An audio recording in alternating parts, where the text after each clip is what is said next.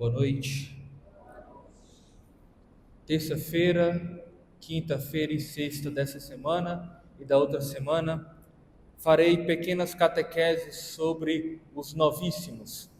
Estamos no mês de novembro, onde a igreja nos convida a olhar para a realidade última. E o que são os novíssimos? Os novíssimos é a realidade do fim, do juízo particular e universal, céu, inferno e purgatório. São realidades presentes na nossa vida e, como católicos, precisamos refletir sobre isso.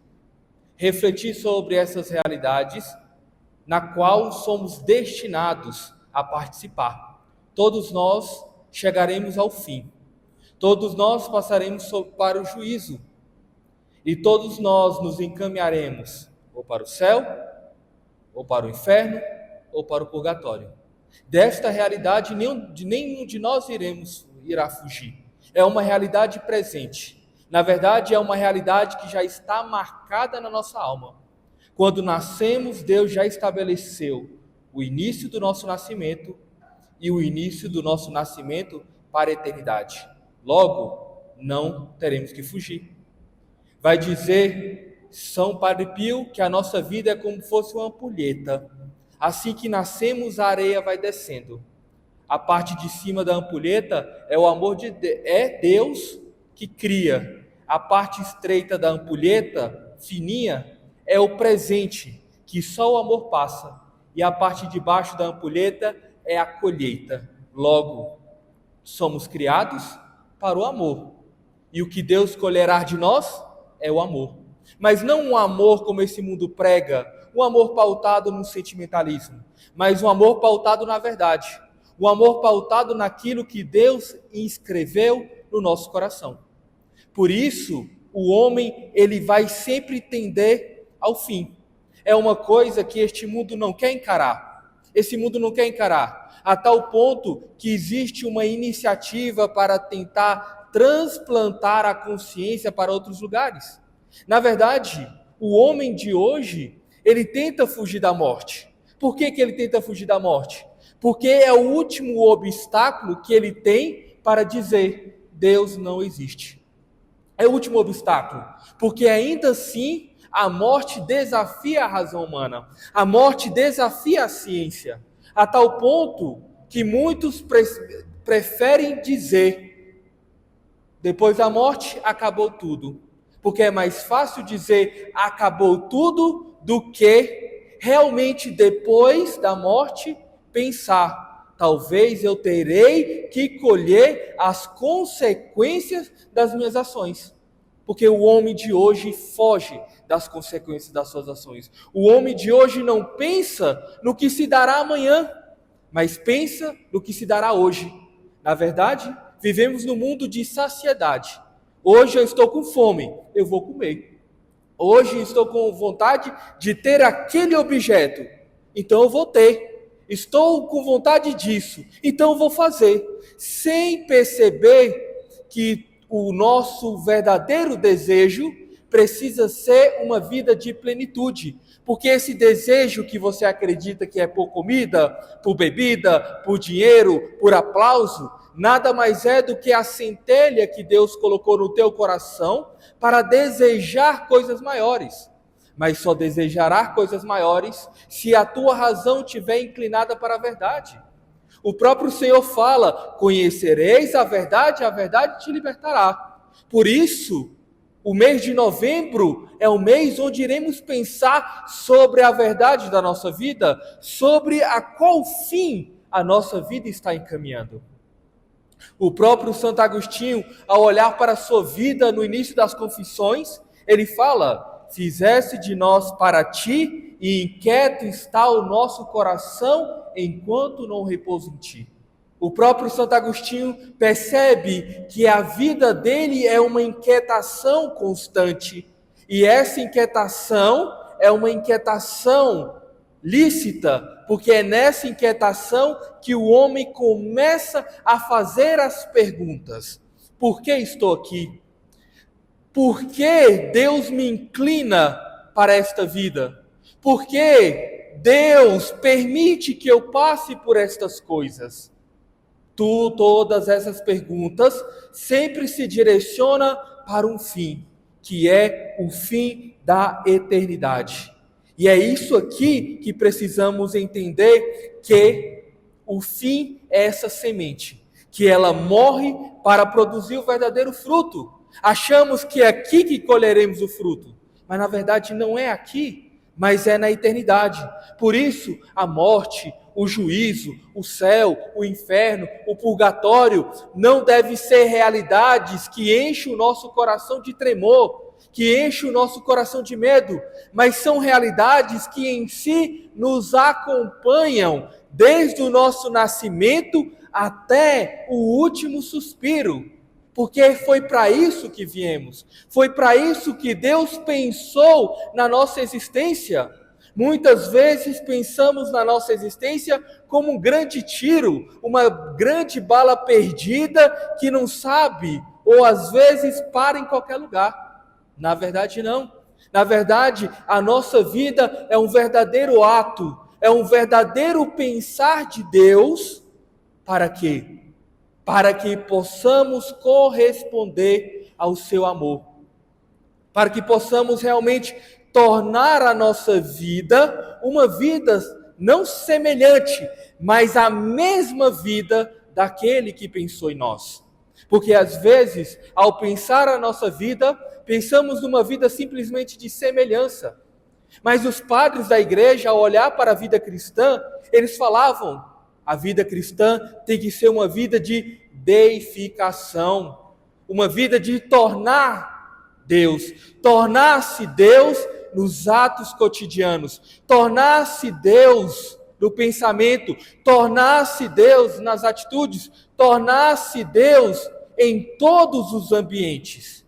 Porque muito mais do que uma semelhança, Deus nos chama para ser Ele, porque através de nós, Ele quer que este mundo reconheça Ele em nós. Por isso aqui, a semelhança, ela é só o primeiro grau. É só o primeiro grau daquilo que Deus pensou para nós. Porque Deus não nos fez para a semelhança. Deus nos fez para a deificação. Até que no livro do Êxodo, Moisés vai dizer: Deus quer que se torne deuses. Mas não deuses no sentido de uma liberdade ilimitada ou um controle total da vida, mas deuses no sentido de tornar aquilo que amamos. E quem deve ser o objeto do nosso amor? O próprio Deus. O próprio Deus precisa ser o objeto do meu amor. O próprio Deus tem que ser aquele que vem quando eu acordo e o último que eu penso antes de dormir, porque essa é a vida do fim do homem. Daqui a pouco você voltará para a sua casa. E ao deitar, o dia de hoje terá fim. Logo, o dia de hoje precisa ser um eco para a eternidade. E no teu exame de consciência, precisa se perguntar: no fim do dia de hoje, eu entro para a eternidade? No fim do dia de hoje, eu consegui amar a Deus? Porque na verdade o presente já é um reflexo da eternidade. O Senhor te chama hoje para cumprir o seu dia pautado nele. Mas se ao deitar, você olha para o fim do seu dia e percebe que está mais para o purgatório ou mais para o inferno, a tua oração precisa ser: Senhor, dá-me mais uma oportunidade para que o dia de amanhã seja o início de uma deificação. E aqui, meus irmãos, aconselho vocês, é muito baratinho. Vai numa loja de R$1,99 e compra uma ampulheta. Sempre no quarto dos monges tinha uma ampulheta, porque na hora da oração eles viravam aquela ampulheta. E quando aquela areia iria descendo, eles começavam a refletir sobre o dia. Porque eles entendiam que o dia é o reflexo da eternidade. Se nesse dia eu não conseguir, eu peço para o Senhor mais um tempo para o outro. Mas lembrando que no final, eu serei julgado na eternidade como eu fui julgado pela minha consciência em todos os dias da minha vida.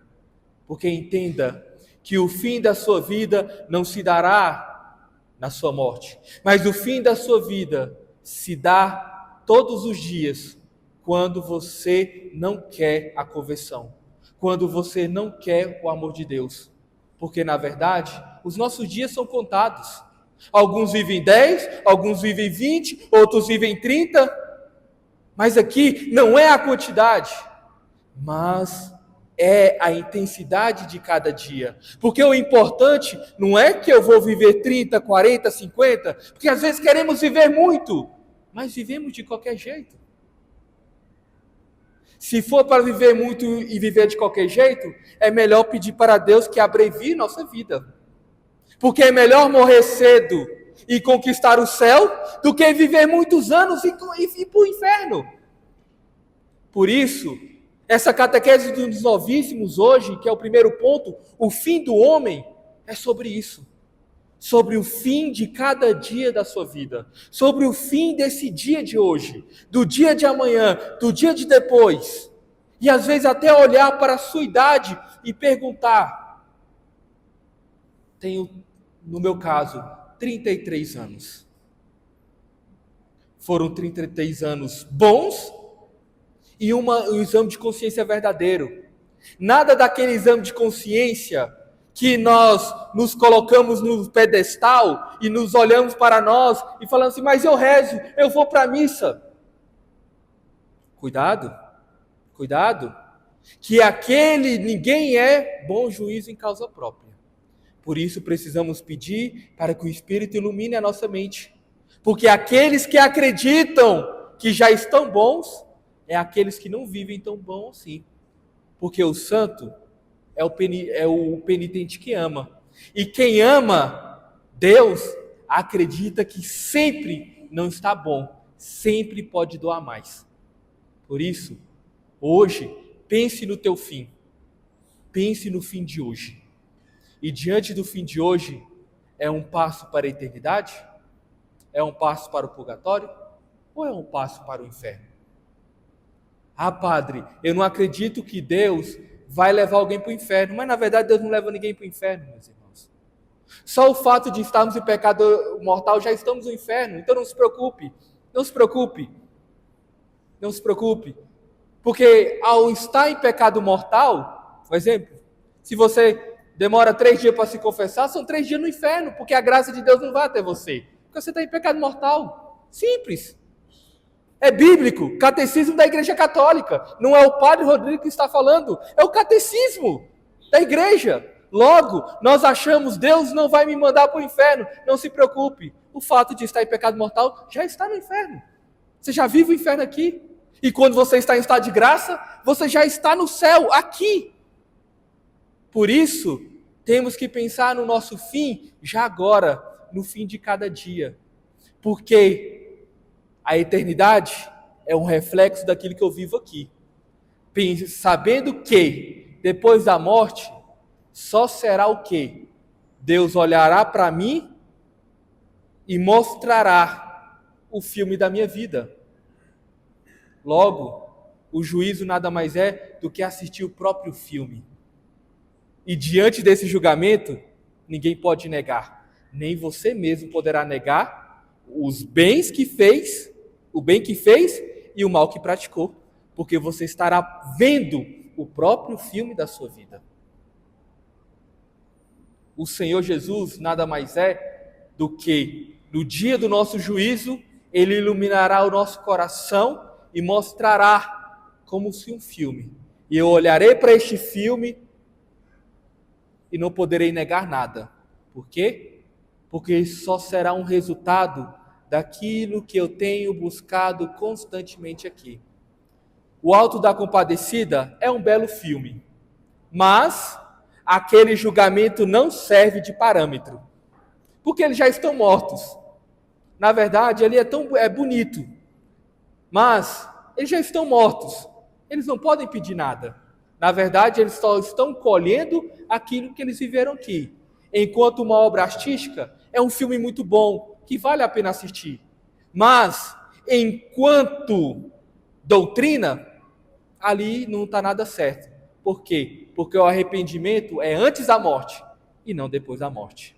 Por isso, enquanto há vida, há esperança.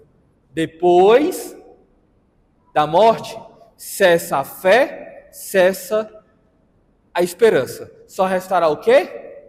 A caridade. Só. Enquanto estamos aqui, pratique a fé, pratique a esperança, para sustentar a caridade.